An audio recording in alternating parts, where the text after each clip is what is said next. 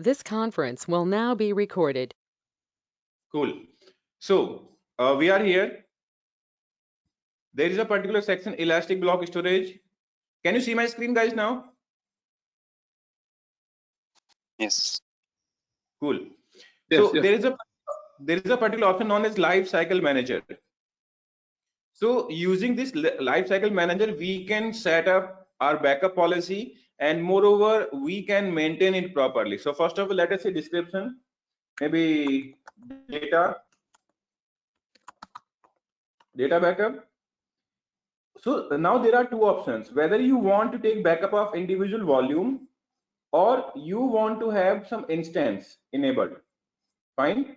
So why you want to have this? You can easily pick out of this, like complete instance including all the volume associated with it, or any individual instance only. You can pick. So I'm going to pick here instance only. So I'm going to say name and maybe interview. The machine which I have created that says the name as interview. So I have created that. Now I will add tags if I want to have additional tag backup hourly or whatever name you want. Then I will schedule name data backup. So this is going to be data backup part. Now run every. So this says from 1 hour to every 24 hours. What is going to be frequency of your backup? Like when you want to have an incremental snapshot, you can maintain it. So when it is supposed to be started, so obviously there is no such time, there is no such feature that we can change this particular UTC time to IST. But obviously, like if you want to enable it every 1 hour, so you don't care that when it is supposed to be running. You need to ensure that when it will start. So if you need to start immediately, you can convert 9 AM UTC to IST. Whatever time will come, you can edit it here. Then after, for the very first time, this particular time window will make a difference. Otherwise, it will be default. Because if we are going to run every 1 hour, so that doesn't matter. Very first time, it will run based on this particular time, and after that, every 1 hour. So we can leave it like this. So retention type. Retention type means count or days, or you can call it age. For example, there is a policy that you want to have 7 days backup. Fine. So age is 7, like interval 7 days, maybe weeks, maybe years, or whatever. You can ensure this thing that your backup has to be maintained for 7 days. Then after, you can copy tags from volumes, like whenever snapshots will be created, you can copy tags from volumes, and those tags will be implemented on the top of your AWS snapshot. Now if you want to have additional tags enabled, now this is a particular service which is known as fast restore. Fast restore means if you need to create an AMI, or if you need to create a volume out of that particular snapshot, so that will be a little faster, but additional charges will be applied. Okay, so now you can read your policy summary. This policy will create consistent set of snapshots for each instance that are tagged every 1 hour starting 9 p.m. UST. Snapshots will be retained for 7 days. For example, if you are taking a snapshot every 1 hour, so it means there will be 24 snapshots within a single day. So 24 into 7, you can calculate the number of hours, somewhere 144 hours. So 144 snapshots will be there for a single instance. That is how it is going to work. You can enable this policy once you create it. So for sure, snapshots creation will be started automatically. Fine. So let me create this policy. If I need to modify this, so I can easily modify it without having any problem. So yes, I'll go here, I'll select this policy, and whatever I want, like I want to modify or delete it. So I want to modify, for example, I want that this policy should not be running every 1 hour. I want this to be like every 4 hours it should be running. Then after like the particular policy will be running at this particular time. Interval is not going to be 7. Interval is going to be maybe 1 day. So it will take backup of 1 day only. Fine. Moreover, 1 week, 1 month, so whatever you want, it will perform it as per your modification. So for example, as I have modified it, maybe let's say I'm going to select it 12. So this particular thing will be modified. Once I will update it, so every 12 hours, 9 p.m. 9 a.m. UTC for 1 day remaining. So whatever you changes here, whatever changes you make here, so that will be reflected under this policy summary. So this is how you can update and you can maintain your backup. So is this the question which you were asking? Yes, I got it. Yeah. We don't, yeah, I'm having one question. We don't have region there to select which region it has to back up. So this particular service is regional. Like wherever, like I'm working with Ireland, so there will be an additional service within Ireland region. If I'm working with North Virginia, so there will be one separate tab. Actually, this is covered under EC2 section. This life cycle manager is a part of EC2 section. So whenever you are talking about EC2, so automated backup creation is default enabled here. Okay. In the modification part, can we change the region if required, or else it is fixed region? Once we select, our, can we able to change? No, because see, wherever, okay, let us say that you created a machine in this particular region, in Ireland. So the backup of Ireland will be created in Ireland only. Neither you can change the like snapshot location, nor you can change the lifecycle manager location. So wherever your machines are running and wherever you are just going to initiate backup policy. So at this within same region, you will go and you will have to configure it. For example, at the time of machine creation, obviously you are given this particular choice to select the region. But first of all, you have to select the region. Only after that you can work with it. In the same manner, wherever in whatever region you have selected, so after selection of your region, you can enable backup policy. It is not like once you go to like lifecycle manager console, after that you can get a backup policy region selection option. That's not going to happen. Okay, this is Okay. regional service actually. First of all, select the region, then you will have to work with it. Hello. Hello, yes. Yeah, I have one question regarding the snapshots. So, Mhm. is this a common practice adopted by the organizations to maintain the snapshots? Because it will be expensive, right? Because it's going to have the same volume as EBS. Yes, it is going to have. Okay, that in that case, you'll be taking the snapshots for every 1 hour. Yes, Then yes. there Let will me tell be. you that.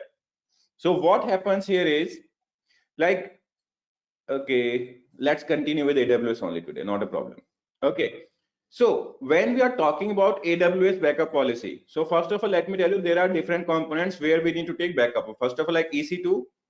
So when we are talking about, like, let's say there are 4 different type of servers. First of all, your database. Second one is your maybe front-end servers like Nginx. Third one, your maybe your application server, that could be Tomcat, WebLogic, JBoss, or whatever. Fourth one is like a caching server. For example, that could be Redis, that could be Elasticsearch, or that could be any other one. Fine. Now, when we talk about taking backup, so if these are database servers, so database servers are really critical. So we have to take backup every hour. Every hour we need to take backup of. Fine. Then after, there are 2 ways to take backup. Very first thing is like you can take backup every hour. You can take backup daily basis, or you can take backup weekly. Now, how will you define it, that what type of backup you will take on what frequency?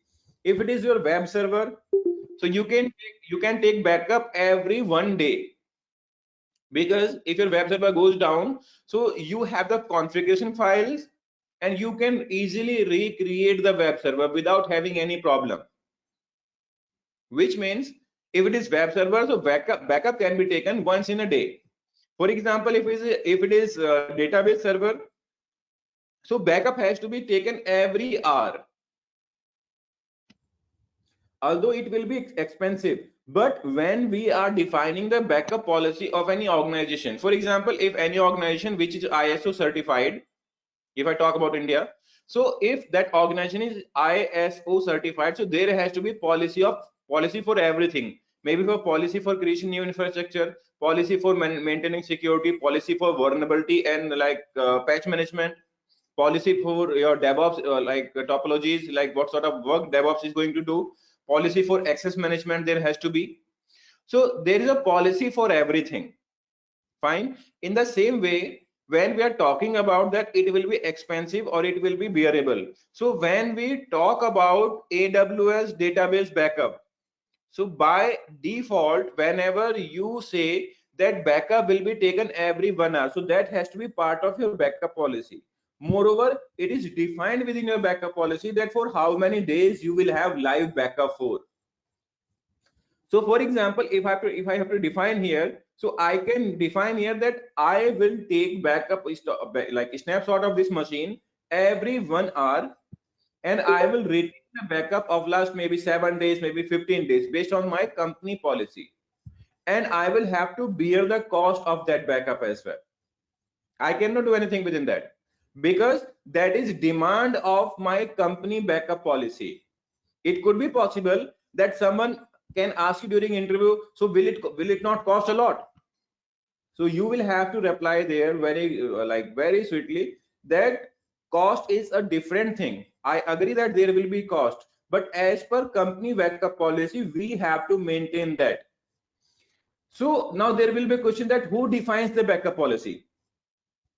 So backup policy is not defined by the organization itself. See, like whenever we are working with such an organization which is product based and there is no money invested from the side of investors, then there is no need to have these sort of backup policy, like SOPs, like OLA, SLA. There is no need to have a definition for all these. But whenever an investor starts investing fund within your organization, so just to show them, just to prove them that you are working at industry standard, so there will be some auditors, maybe internal auditors or maybe external auditors. So those auditor comes, they explain best practices to your investor and to your organization owners. Then after they guys sit and decide that what is going to be your backup policy. So this is how backup policies are defined. So it is not a single person that he was just sitting and he said, okay, let's take backup for a week. That does not happen. So the frequency of that backup, maintenance period of that backup, and RTO and RPO. RTO means recovery time objective and recovery point objective. Everything has to be in written format, and that has to be shared with your all investors as well as those auditors who are auditing it, then the particular team who is working on it. So everyone has to maintain the things. This is how your backup policy is defined. Okay, got it. Am I clear on this? Yes. So once again, you will have to say that cost matters, but as per the company backup policy, we have to ensure that these many backups are available all the time. Now the person can ask you that how do you manage these backups? So either you can like mention this lifecycle manager thing there, or there is one more tool which is dedicatedly designed for backup purpose only, like AWS backup is the tool. So right now you were seeing here that I was able to create backup of EC2 machines only. But right now what I can do here is like I can take backup of multiple components. Like I will have to make a backup plan. Then after I will have to create on-demand backup. Then after I can restore backup. These are the overview of this service. Now, like if I want, if I click on manage backup plan, so I will like pick here backup plan or tag. Like if I have ever created something, like I can create backup based on tags, or like I can create on my own backup plan. So I'll create my backup plan.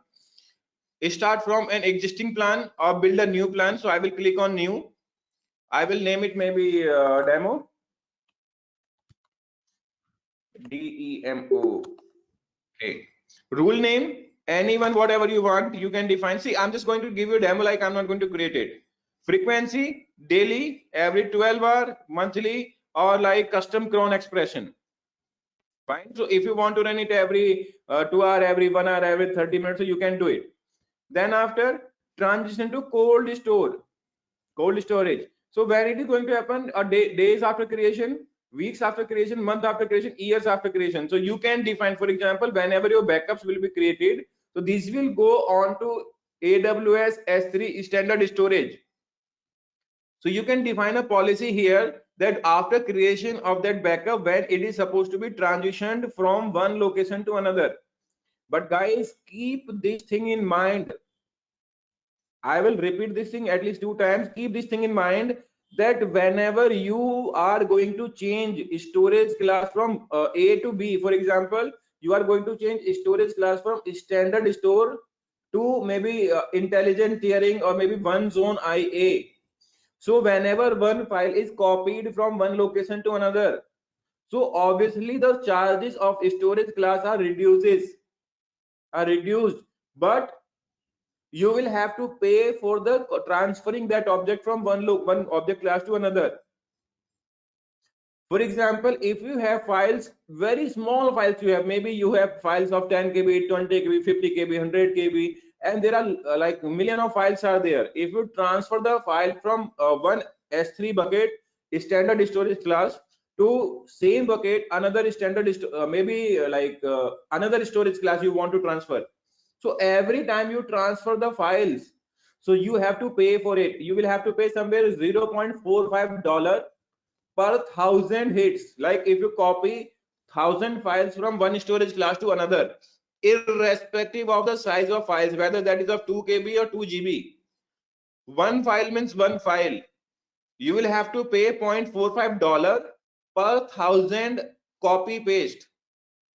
So sometimes it happens that you may have to pay more charges than that the charges of your standard storage bucket. So you have to ensure that the files which you are transferring from one storage class to another, so these are of bigger size.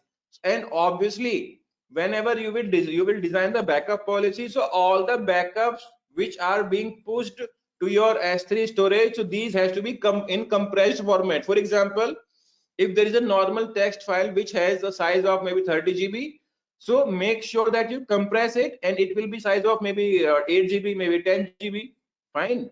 So at least 1/4 or maybe 1/3 size it should contain at the time of when it is being pushed to S3 bucket, because it will not be stored only for a day or two. It will be there for years. Maybe if you are working with such a domain which is banking or which is health, so at least 10 years or maybe 20 years you have to maintain all the records for all the transactions. So that is why I am saying here, whenever you push your backup to S3 bucket, that has to be in compressed format.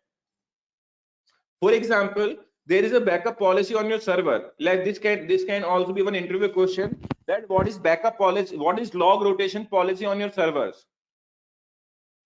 What is log rotation policy on your servers? So you will say that we keep 7 days logs online. Now what does it mean, 7 days logs online? Like you are running on Nginx, maybe Apache, maybe Tomcat, whatever server you are running. So developer says, or the organization backup planning says, that you need to have 7 days logs on the same server where application is running, because if any time it is required to debug things, so developer should be able to read logs, or developer should be able to ask for the logs immediately. Fine. So 7 days logs you keep on that particular server, and when it is 8th day, so what would happen here is, so whenever the 8th date file will be removed, so first of all what you will do, you will make a zip file out of it, and after zipping it you will send it to S3 first, and after sending it to S3, then after the file will be deleted. So you can set a custom cron for this. Maybe you can do it by your log rotate D, or maybe you can have a custom cron which will push logs to first of all S3, then after delete the file. Now there can be a question that why we cannot push the logs at the very first date whenever it is created. So see, the reason behind here is, when we are talking about that why we cannot push the logs to S3 bucket at the very first date. So the answer here is, why do we need to pay 2 times for the same data? For example, if I push the logs onto S3 bucket today, logs will be lying there for 7 additional days because logs are going to be deleted from the server on 8th date. So why do I need to keep the same data at 2 places for 7 days? If I have my backup policy really robust, which means very aggressive backup policy I have, so why do I need to pay for the data at 2 places? First of all, I need to have additional space on my server just to ensure that I can retain logs for 7 days. So I will need to have maybe 15 GB additional disk on the server. Moreover, if I push the logs onto the S3 bucket, so I will have to pay there as well. So this is the ideal policy designing, that when you are going to delete the logs from the server, then you need to push the logs to S3 bucket. So at least there will be an advantage of 7 days within all the data. Whatever data you are pushing to S3 bucket, so there will be an advantage for 7 days, which means like 1/4 of a month completely. So for example, if a bill was maybe $100, so you can reduce it. So for the very first month, maybe to $20 you can reduce it, which is a huge amount. Why it is so? Because it is happening every month. It is not only for 1 month, it is for every month. And moreover, like number of files should be less than that of the size of file. For example, like if you are pushing 1000 files onto server, so AWS will not only charge you for keeping the data, but for the number of files you are copying to AWS, so AWS will charge you for that as well. Keep this thing in mind. In most of cases where backup policies are not optimized, so people are paying for data transfer rather than keeping data there. If I push a file which is of 2 KB and if I push a file which is of 10 GB, so those files will be counted as one only. One means one file is of 2 KB and one file is of 10 GB. So if there is a request which is put or get, so that will be for one file only. That will not be calculated in this manner, like it is of 2 KB and it is of 10 GB. So whenever you are transitioning during the file, like you are modifying file from one place to another, and you are just changing the storage class from one class to another, so you can easily maintain the things at that moment. Okay, so we were talking about this particular, so I just wanted to ensure that you should know that how these things are planned. Whether you have a small experience or you have large number of year of experience, you have maybe 10 years of experience, so these things are common for everyone. Like anyone can ask you that how do you design backup policy, so that is why I'm telling you in common. There is no segregation that if someone has 2 years of experience, so can someone ask? Yes, because the person of 2 year experience, so the person is supposed to be responsible for setting up these things. Planning a senior person can do, but implementation should be a responsibility of like junior guys. So okay, so when it will expire, so we can define here the backup vault, default vault. Obviously, like specify the backup vault that recovery points created by the backup rules are organized in. So we can create like backup vault where our data will be saved, like copy regions, copy to regions. Like if you want that the backup which you are going to create, so that will be copied to any other region as well. For example, I said like London region, advanced setting I will go. So whatever backup will be created here, so that I can copy to some other region as well. So I forgot the name of the person who asked me the question. So will it not be very costly if we take backup every 1 hour? So my dear, let me tell you, whenever we are working with a banking domain, so there is a policy. Let me tell you, I'll not disclose the names. So there is a backup policy that whatever backup you take, that has to be in same data center, that has to be replicated in some other data center as well, because in case if your data center gets crashed, so you should have a backup. Moreover, there should be 2 different backup zones. Like if you are dealing with customer data, So you have to be really careful. So there, the same backup has to be kept at least 3 places, irrespective of cost which you are going to bear. So you have to maintain the backup at least at 3 locations. Otherwise, like all the banking regulatory systems, like as we have RBI in India, NPCI, and maybe UIDAI, so these will come and these will do what they ever want with your bank. They can shut it down. So we need not to worry about the cost. We need to worry about the particular, like the backup policy which is implemented inside the organization. So this is how you can create your backup. And as soon as you will click on create plan, so obviously it will ask you that what type of backup you want. Now there has to be a question.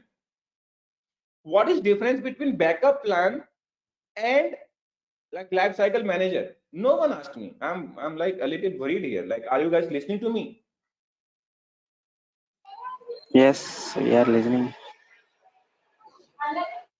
So, there has to be a question. What is difference between backup and like lifecycle manager? So let me tell you, you can take backup of multiple components on the platform of AWS backup. Like you can take backup of your RDS, DynamoDB, EC2, Elastic Beanstalk, and others. So multiple components are there on the platform of AWS backup which can be covered. But keep this thing in mind when you are talking about AWS Lifecycle Manager. So AWS Lifecycle Manager supports only EC2 backup. It means Lifecycle Manager is supposed to be creating only the backup for your EC2 machines, not for any other component. Fine.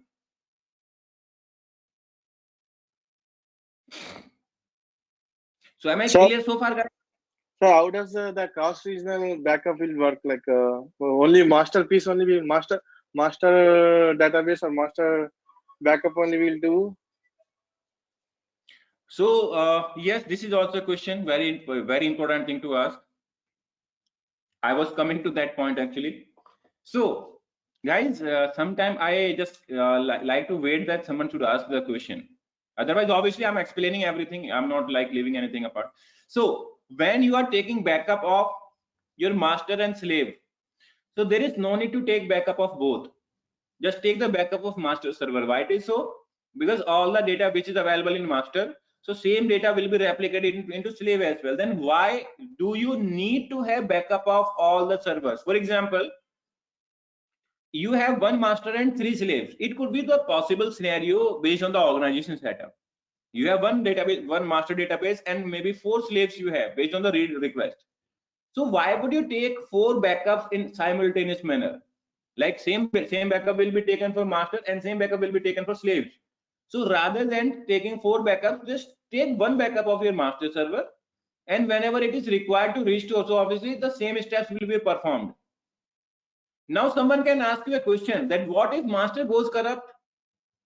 Because my dear, whenever your master and slave servers are in sync, both the servers are in sync, so at that particular moment, if master goes corrupt, so obviously same things will be replicated to slave, and slave will also be in the same position, because there is hardly a difference of couple of milliseconds.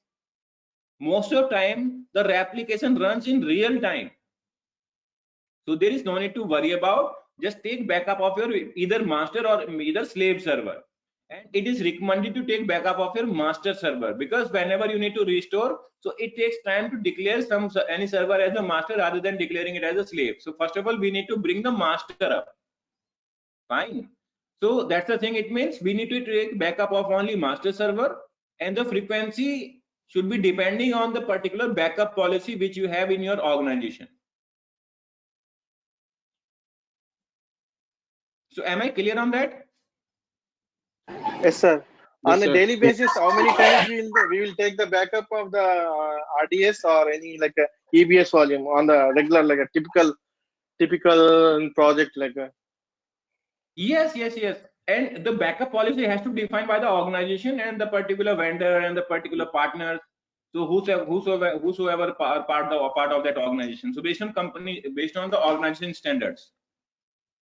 Okay. Yes. So now I'm going to tell you a couple of other questions related to like EC2. That what could be the question? That very basic questions. Guys, please mute if you are not speaking. Very basic questions we have. I am not going to like teach that how does AWS work, but the particular like key points from the AWS I'm going to discuss with you. Moreover, I would like you to please study the AWS. Why it is so? Because when we are talking about AWS, so it means AWS is not really a small thing. AWS is increasing day by day. Multiple new services AWS is like AWS keeps on adding. So the very first thing when we talk about AWS, so do you understand this particular dashboard? Yes, we Yes, understand. yes. Ah, fantastic. So what is elastic IP address? It's Uh, like a DHCP reservation IP. which is a public access to the servers.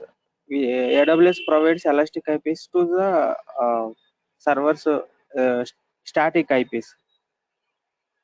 The Okay. private, private IPs, it's static. Because what that means is that when you go in and for example, if you have an instance and you, for example, you shut that instance down, you're able to restart that instance with the same IP. Unlike a dynamic IP, that if you shut that instance down with a dynamic IP address, the IP address changes. But with the elastic IP, it doesn't change. It's static.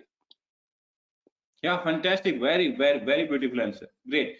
So now let me ask you one more question. Why elastic IP gets chargeable when it is not in use? Why it is so? Means why does AWS do it? That when Because it is not, AWS has a limited resources in the part of elastic IPs, I think. Um, Your instance is still running on the elastic IP address. That is the reason they charge you. no, if no, elastic it's not IP running. is associated with such a resource where elastic IP address is associated and resource is running, so it is not chargeable.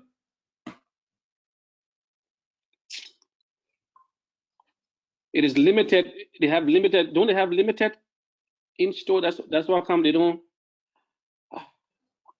What's the answer? How would you answer that? If you are not using, someone can using the IPs. So actually, let me tell you in a very nutshell, in a very small manner. So AWS does not want, because as we know that most of the cases, like 99% cases, whenever we assign one elastic IP address, so we get only IPv4 address. Fine. 4, 5. Okay. Yes. Okay. IPv4 class we get one IP address of. So as we know that we are running out of IP addresses. So we are using, sometimes we are using subnetting, sometimes we are using like CIDR values, we are using, sometimes we are doing VLSM, sometimes we are doing subnetting, supernetting. So multiple components and multiple things we are doing just to save the IP addresses.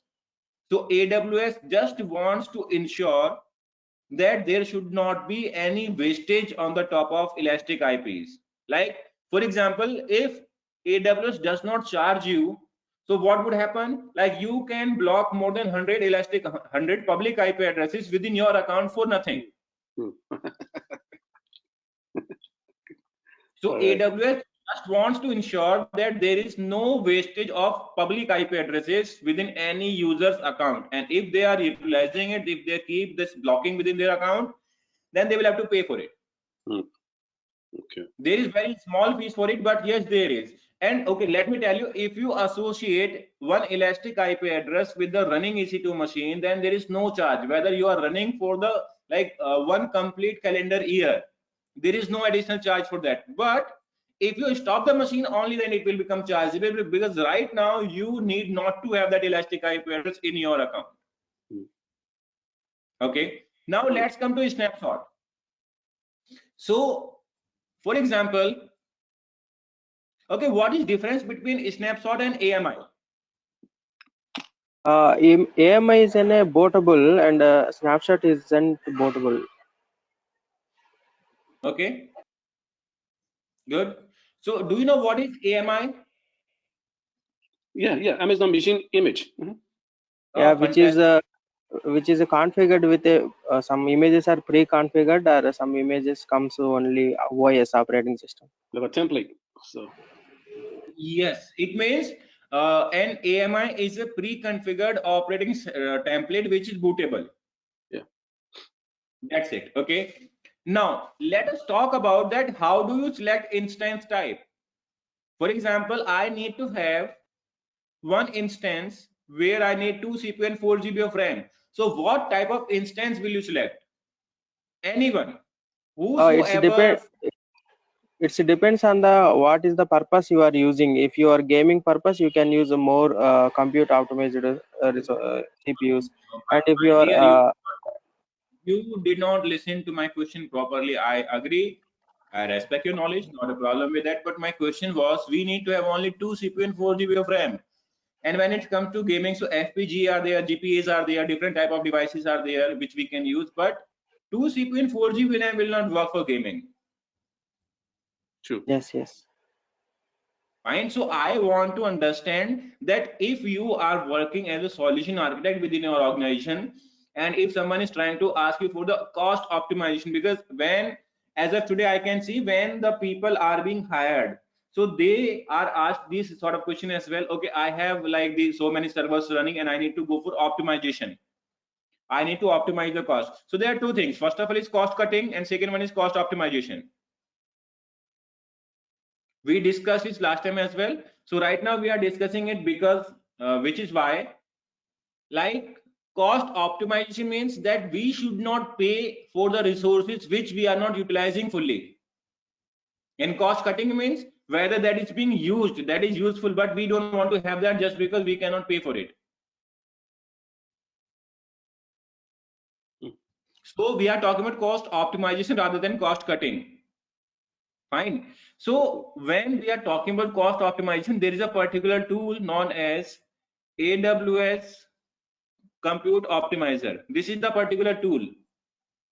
I hope you guys might have seen this, or those guys who are really into this particular thing. So obviously you can easily understand it. So this particular instance says, this particular type of, this particular service says that you have 100% optimized instance. It means it will let you know about all the instances that we have this instance which is optimized running on T2 micro, and these are the particular charges per hour which I need to pay for it. And obviously if I try to figure out like where it is running and what should be the, like, number of size, like how many CPUs are there, everything I can figure out here without any problem. Fine. So which means it will not only suggest that what should be the appropriate size, what is going to be charges difference. Like currently I'm running as T2 micro, but it is suggesting me to run as T3 micro, current T2 micro, and option 1 is T3 micro, where there will be a difference of these many prices. It means this will be less than that. Performance risk very low, means there is no performance risk. Number of virtual CPU will be 2 and memory will be 1 GB. So you can opt it here T3 micro machine. Virtual CPU will be 2 and 1 GB of memory, wherein it will be like cheaper than existing one. There will be a difference of within minus. It means it will be much more cheaper than existing one machine. Fine. So that's the difference here. This is how you calculate it. So what particular service you are going to use? You are going to use AWS Compute Optimizer. This particular will let you know, for example, that you are paying. See, optimization does not only mean that you are reducing the size. It might be possible that you may have 100 servers, to, maybe 10 servers are running under provision. So for example, what you will do, you will reduce the size of over provisioned servers, and you will increase the size of these servers. So optimization does not mean to reduce cost only, but to utilize your resources for which you are paying in a nice manner. So you will have to work with AWS Compute Optimizer as well. Now, let us talk about one more thing. Like it is once again rescanning it. I don't want it to rescan. Okay. Next. So when we select instance type, so what are the things which we need to consider of? What are the things which we need to take care of? So first of all, we need to go to this particular section, instance type. I'll go here within instance type. I hope that you might have seen it before as well, but though even being part of this session, so I'm supposed to let you know. So for example, I'll select here instance type. I'll select here A1, maybe large. Once again, I'll go here instance type. I'll go here T3, large. So see the difference here. T3 is small will be good enough.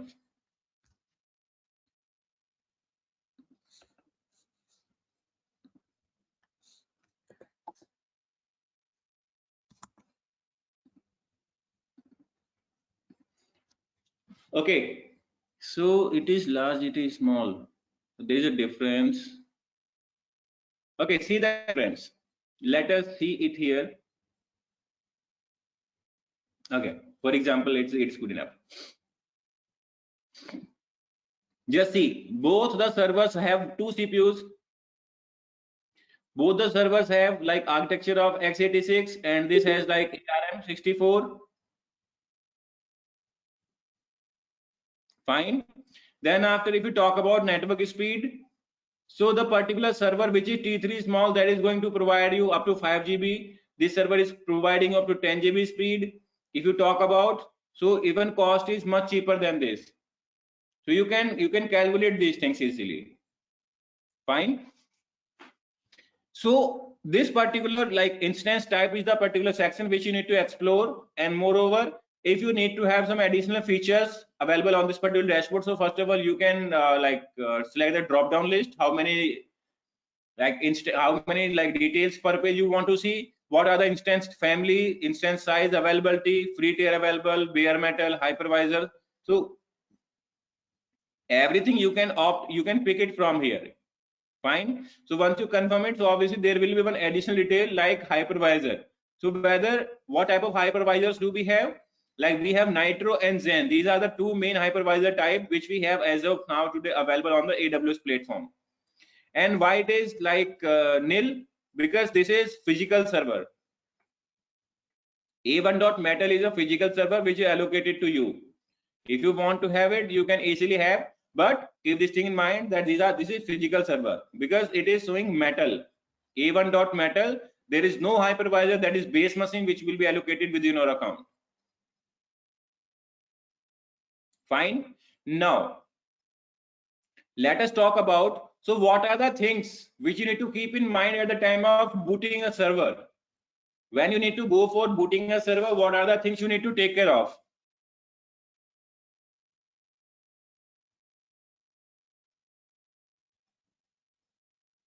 What do you mean?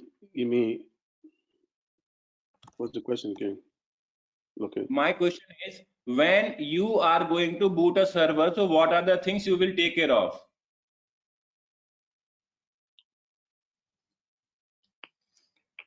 And guys, thank you so very much for your support today. We have reached 10,000 subscribers. Thank you all. Mm.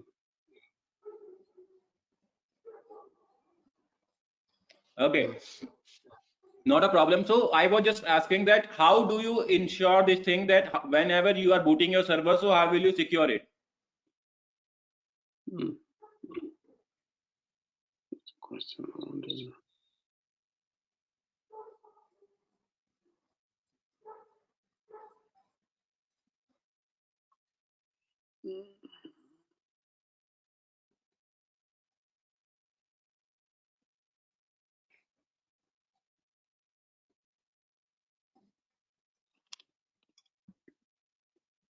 Yes, guys. So what are the things you will keep in mind and you would like to ensure that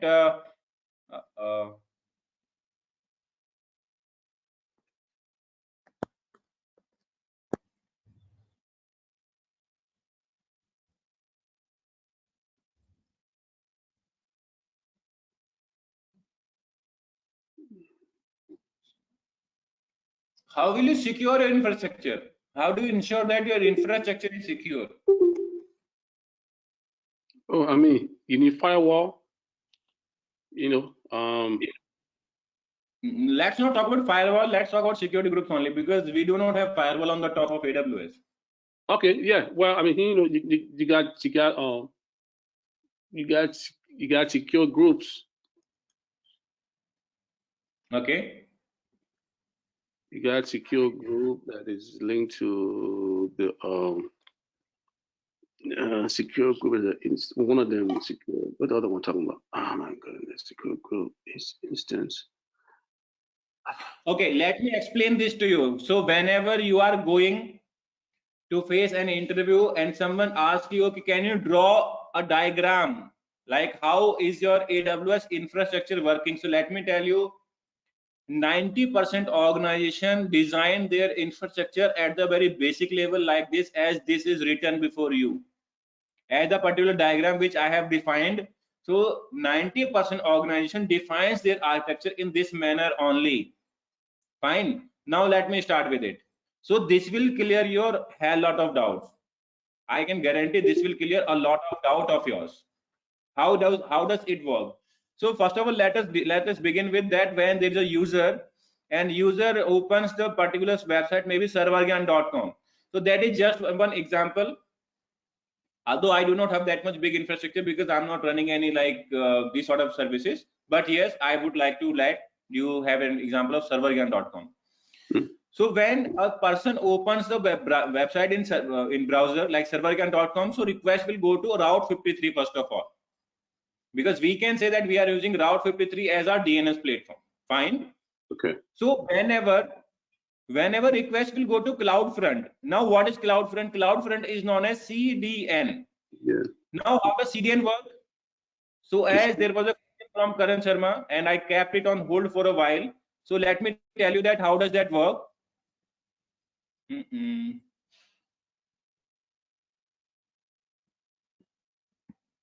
Okay, so let me show you that how does CDN work.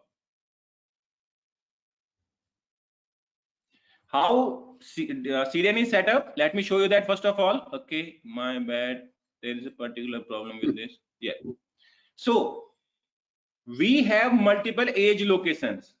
Like this is our AWS infrastructure, maybe in Mumbai. Fine. Now all the users, maybe users are coming from around the world. Like someone is coming from US. Someone is coming from UK. Someone is coming from Australia.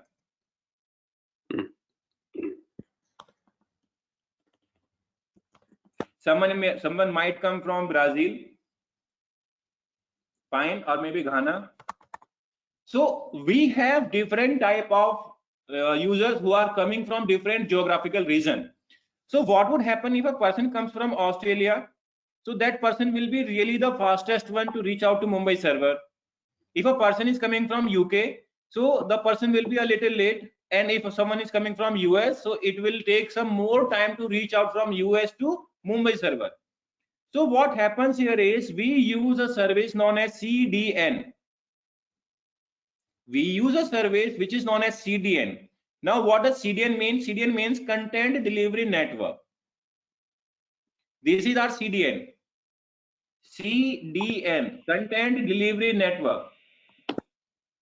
Okay, let me make it right. CDN, Content Delivery Network. How does it work? For example, AWS has its multiple edge locations.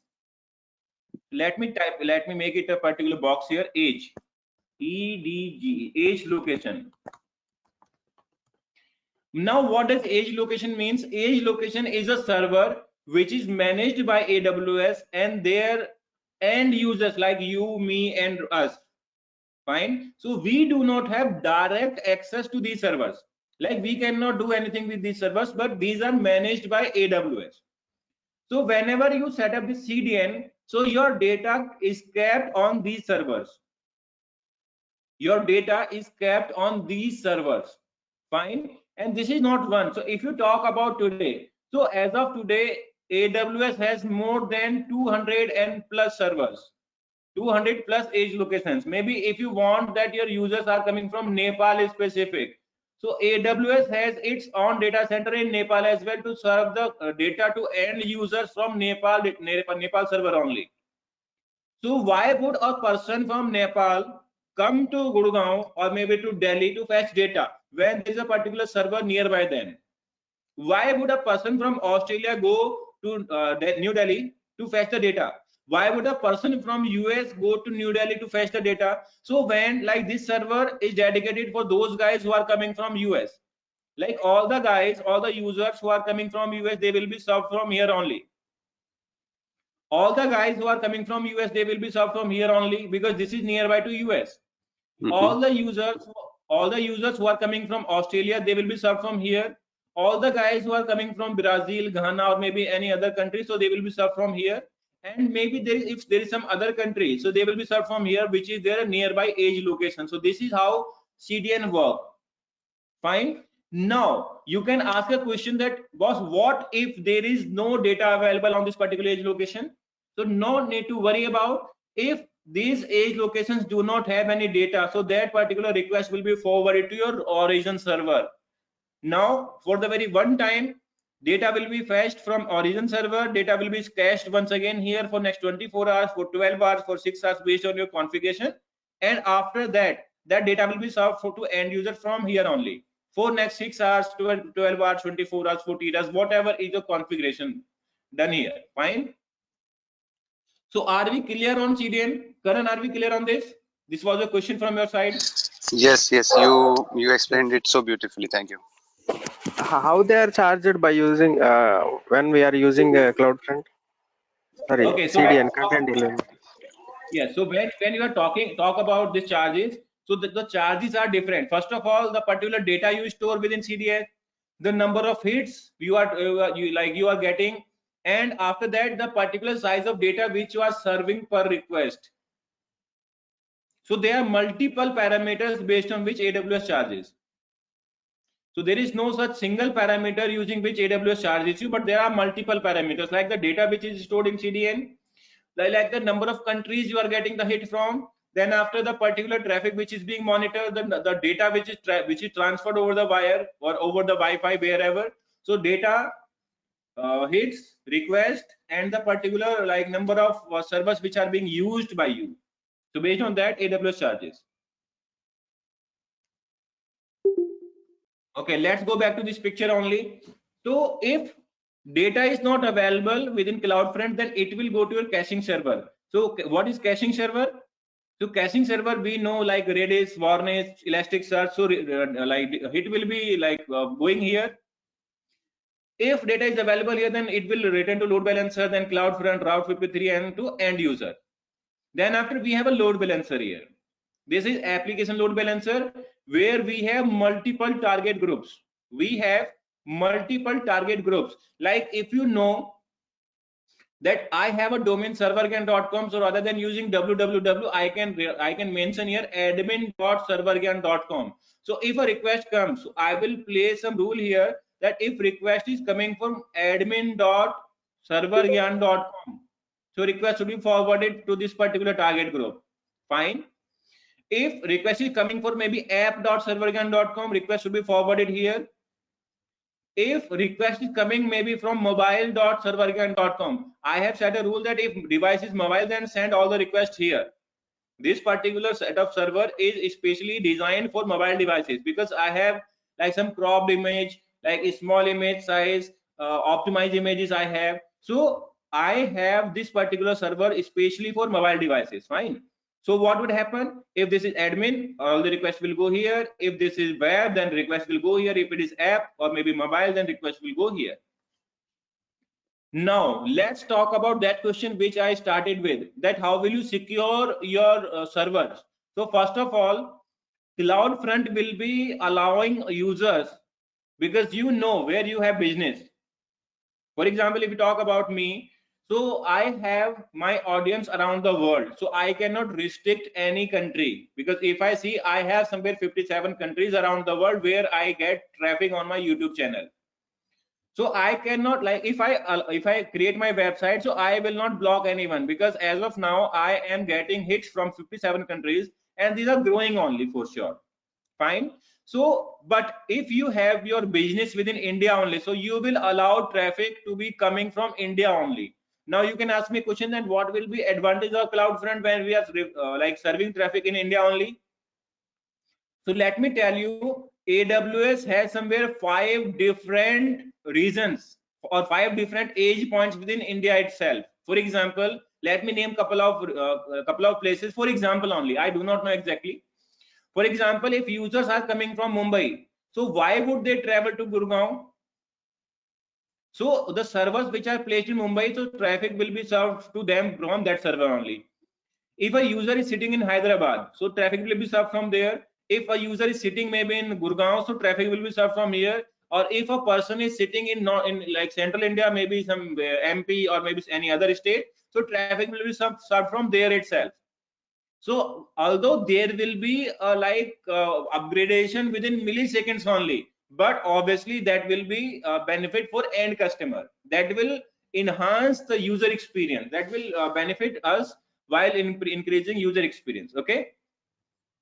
Now let's talk about, this is the first image. Now let's talk about security. So first of all, we have secured this particular thing here, because this particular AWS CloudFront allows us to integrate some other services. Like, very first one is web. It means web application firewall we can integrate here. Second one is we can integrate one more service here, which is known as Shield, which means if you want to allow some rules, you want to set a rule here that if a single IP address is hitting this particular more than 5 times within single second, that should be blocked. You know it well that there is no such condition that where will be more than 5 requests per second from a single IP address. Why would a person refresh the IP address 5 times in a single second? So you can block that. You can have some rules. No one will be allowed to have cross-site scripting. No one will be allowed to hit a DDoS attack on your site. So AWS CloudFront, Cloudflare, Akamai, so these are the main CDN applications which allows all these 3 things. Fine. Like enabling DDoS attack, prevention, like enabling cross-site scripting, enabling your swap and shield. So these allow it. Now, first one, we have secured the things here. Okay. The very first point, we have secured our website here that no one will be able to send malicious traffic. We have implemented WAF and shield here. Second thing, now this load balancer will allow only port number 80 and 443 to hit the to receive the hits from here, because whenever no data will be found here, so it will send the request to this load balancer. This particular will forward the request to this particular load balancer. Fine. Or maybe this load balancer, because both are same. So this load balancer, now this load balancer will open port 80 and 443 only. Why it is so? Because port 80 works with HTTP and port number 443 works with HTTPS. Fine. Now let us say we do not have our server secured here, like we do not have SSL configured on these particular instances. So what we will do here is we will allow port 80 only to be accepting traffic from this load balancer only, from nowhere else. Getting point? We will not allow the entire CIDR value. We will allow on the security group which is associated with this load balancer to these servers, in order to ensure that port number 80 should be opened, because from where hit are going to come to these servers, from load balancer only. So there is no need to open this. There is no need to open port 80 from any other where. Okay. Then after, we can have port 80 enabled here as well and here as well.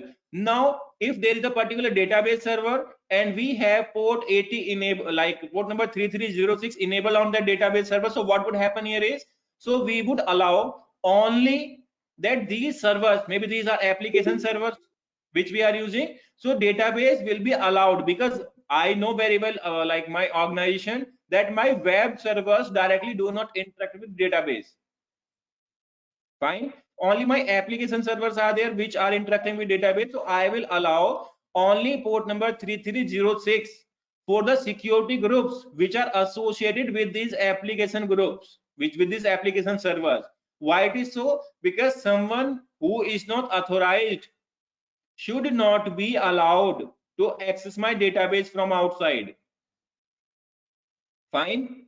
It could be possible that someone who has access to these servers, maybe some admin who has access to these servers, can try to hit one SQL query on these servers, and it will be really hard for you to identify that from where the query was executed.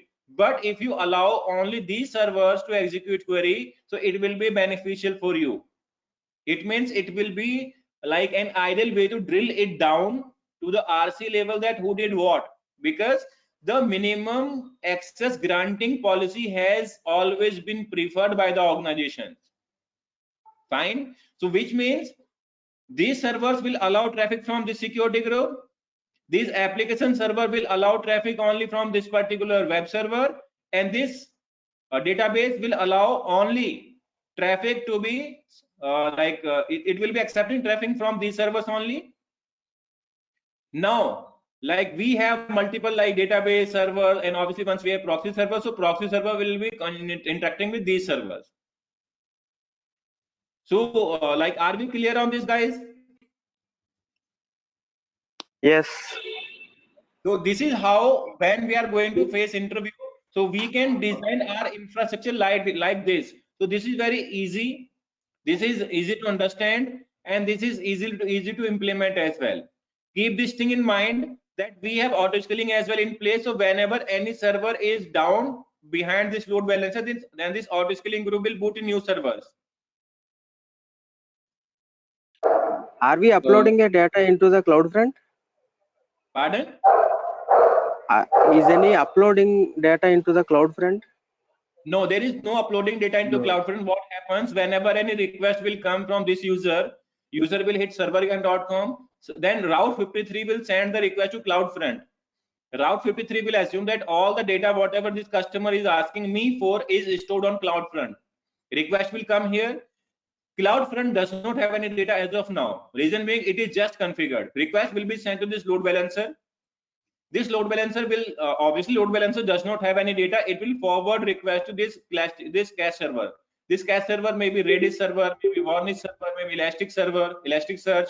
So it could be anyone, because I do not want to have multiple servers here, but I want to ensure that request should be served from like caching. So request will be served from here only, and whenever the request will be served, so this CloudFront will also cache that request with itself.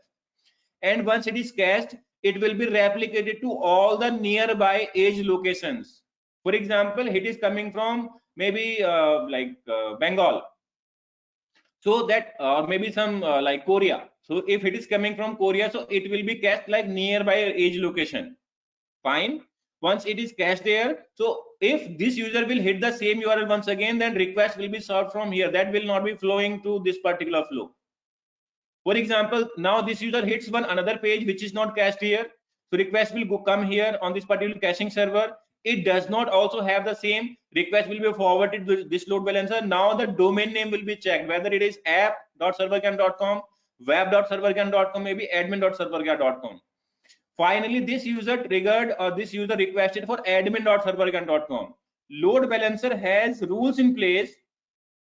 These requests will be forwarded to this particular like target group, and obviously based on the particular type of request, it could be possible request will be forwarded to app server, then DB server, then maybe read database, maybe master database, whatever type of request it has, and it will be reverted to the same user once again after being processed. Now there are two type of requests. One is static and second one is dynamic. Static means like you have images, you have CSS file, you have JSS file.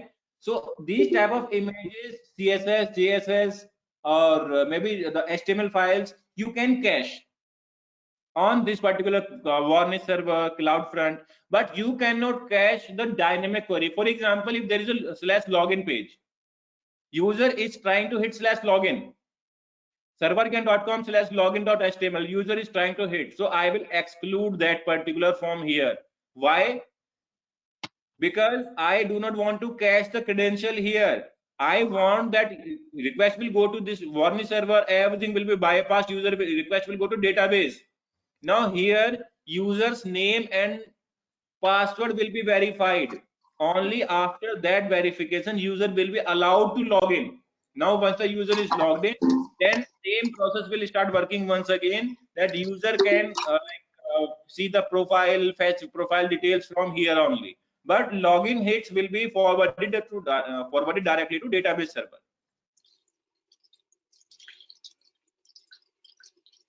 So how does it look like, guys? Because those guys who are working in production environment, those are familiar with it, and those who are willing to understand that how do things work in real environment, so they will have to understand this diagram properly. I'm going to share it as an image with you guys, and obviously I would like that you should try to understand it properly. If you don't mind, let me clear one question, last one question. How Golden MI deploys into the production? Pardon? How we deploy into the Golden MI into production? Okay. That is not going through actually. I'm not able to attach it. I don't know how to attach. Okay, I'll do it. I'll share it on WhatsApp. Allow me to have some time. I'll do it. Okay. So there is no such concept as golden image. First of all, let me tell you, there is no such concept as golden image. AWS does not say any image as golden image. There is no silver, bronze, or golden. There is only image which is customized as per your requirement, or which is like base image which is coming from the side of AWS. For example, I created this server. Now what are the things that do I need to have here is like I need to install Java. Fine, all the application servers, whatever I'm going to use, I'll be needing Java application there, base Java image. Then after all the server, whatever I'm going to boot, I will be needing some maybe Tomcat server to be installed there. Then after I have 10 user admins, maybe Ram, Shyam, Mohan, Ghanshyam, Jack, Harry, Tom, Natasha, Susan. I have 10 different users. So all the users should be able to log into that server. So it means their username and keys must be placed on the server. Then all the additional software, for example, you have one centralized monitoring system, and you want to ensure that whenever new server is booted, new server is created, so that has to be kept under that monitoring system. So you need to have that agent installed on that machine, which you are going to say as golden machine. Fine. So when all the things are in place, you can create an AMI out of it, and whenever new service will be created, new service will be installed within implemented within your organization, you will use that base image as your golden image. Why it is so? It is pre-configured with user credential. It is pre-configured with your all the user credential, your maybe base software which is Java, your base software which is Tomcat, your base it has all the script written that whenever new server will be created, that where to fetch file from. For example, you have kept your data within S3 or maybe onto Git. So whenever new server will be created, you have a specific branch. For example, you do deployment using master branch. You have said this particular script that whenever new server will be created, so server will run one script. What script? It will go to /var www.html, and then it will clone one repository from there. So whenever server will be created, so it will have all the data available from GitHub itself. It means there is no stale data on the server. So this type of servers, if we create an AMI out of this particular type of thing, so that is known as golden image. Because this is golden for you, because you have to do nothing for this type of servers. These servers are created and these are ready to serve the traffic. Otherwise, there is no such concept known as golden image. So am I clear on that? Yeah, clear. But how we deploy into the production? So there is no when we talk about deploying into production, we have an AMI, we have base AMI ready. So okay, let us go here. So whenever we will have this auto scaling group, there are two concepts, like either we can configure launch configuration or like launch template we can have. So let me show you that here as well. So we have launch template. So when we will create the launch template at the time of creation, we will define that golden image here. For example, if I create a launch template, I will have to define the particular, like my template name, I will have to define, or whatever name I want. Fine. Then after, I will have to define that like tag, like search, like source template, I will have to define. Like I'll need to have one like launch configuration here. I'll need to have, and within that launch template, I will define the base image. Let me show you that as well. Where will I define it? Okay, just a moment. Oh, it's 9:30. I didn't get to know. Actually, I thought of discussing Git and Jenkins today. Yeah, you did. But actually, in fact, it was interesting today. That's good. Yeah, yeah, that's good. EC2. Yeah, that's good. It's okay. Yeah, there's some EC2 concepts. That's good. So like it is create launch configuration, and over here I will like pick that golden image from here. So whenever auto scaling group will create a new server, that will use my base image, whatever I'm going to create or whatever I have created. Hello. Hello. Yeah, sir, actually, I have last question. So, you said the CloudFront is working outside the VPC. So, exactly where it is working is web application firewall along with the CloudFront or outside the CloudFront in image, what you say?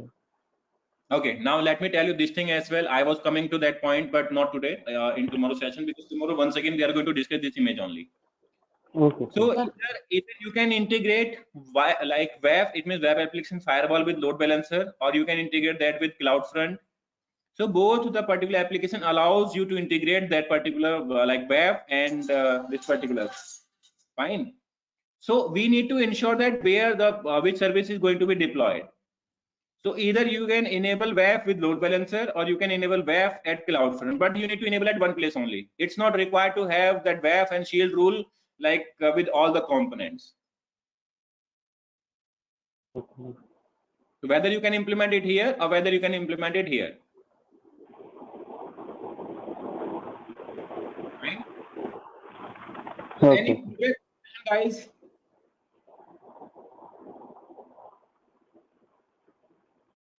Now, first of all, so what exactly launch configuration is? Pardon? So launch configuration. What is it? So when we configure auto scaling group, so when we are defining that what image we are going to use for creating new servers, so that is known as launch configuration. The template of creating new instances is known as launch configuration.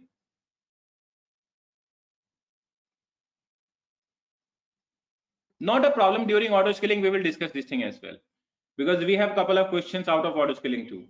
We will discuss it tomorrow.